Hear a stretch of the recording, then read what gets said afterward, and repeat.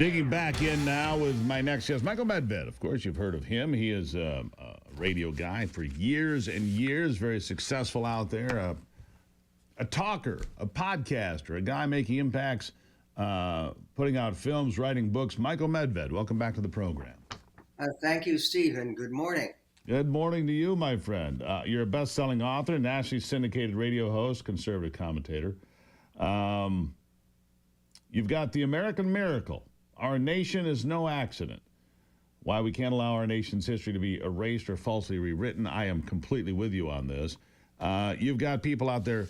Howard Zinn, the biggest offender of all of this to begin with. You know, Howard Zinn, a guy who wrote the People's History of the United States, or whatever it was called, a grotesque distortion of what America is, who the people are, and what we're truly all about.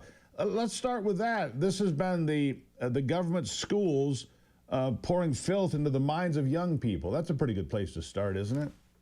It is. The biggest problem with Howard Zinn and the biggest problem with a lot of the politically left-wing slanted coverage of the American history is not what they include, but what they ignore. Exactly. And what they ignore is one thing united our founders, and it's absolutely true that our founders were not religiously all of one perspective.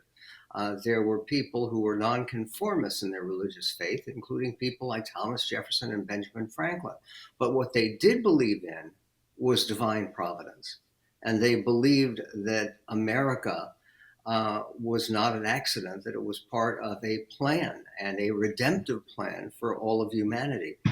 And that's basically why I wrote The American Miracle a couple of years ago. It's a whole series of events that were used by the founders, that were cited by the founders as evidence of the fact that God had a special goal in mind when the United States came into being.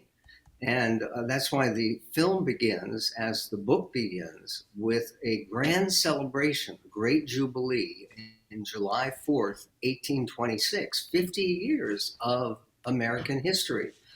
And basically what the film looks like is the amazing coincidences, what people call happy accidents, that have allowed the United States to go from being a loosely connected group of sparsely populated colonies into being the dominant power in the world. The greatest event, as a historian named Walter McDougall cites from University of Pennsylvania, the greatest event on earth over the last 500 years, the rise of the United States.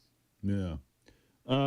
Interesting. Wouldn't John Quincy Adams have been president in 1826? I'm running that through my head, just trying to see if I can. No, absolutely right. And that was the year, 1826, on July 4th.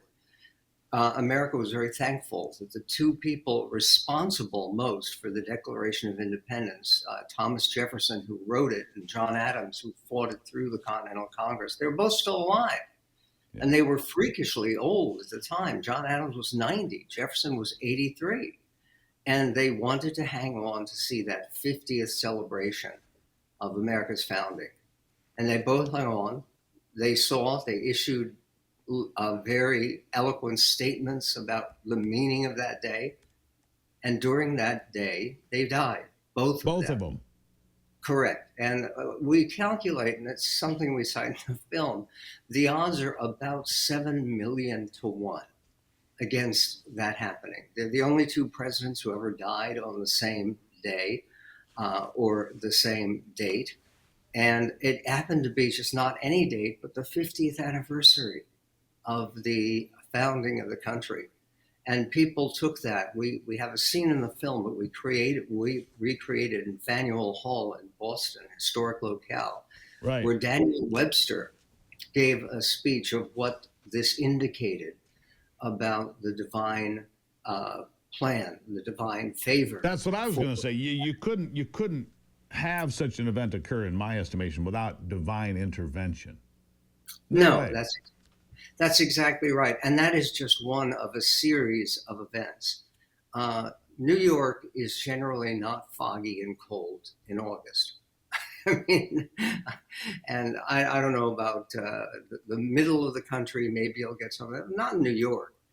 And yet a completely freakish fog arose in 1776 after the Battle of Brooklyn to save the Continental Army from being captured by the British. And the British, including the commander of the British forces, Lord Howe, immediately thought this meteorological wonder, miracle, was divine, that it was not. And it's one of, Michael, there are so many instances. You go to the War of 1812 and the capital is being torched by the British and a freak rainstorm comes and puts the fire out. Or the Battle of Midway, which was completely impossible mathematically for the United States to win. I mean, I can give all sorts of things, right? Right.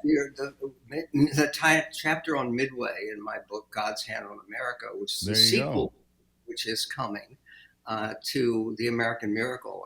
The Battle of Midway can only be called the 5-minute miracle because it was 5 minutes in which they sank the 3 Japanese carriers, the high Japanese fleet. Completely impossible. Outgunned, outnumbered, outmanned, and we did it anyway. Michael Medved, I got to leave it there for today. The American Miracle is a recent film. Michael Medved, always appreciate you being here, sir. You're a groundbreaking individual, and you always have your eye on the prize being that golden city on the hill, America.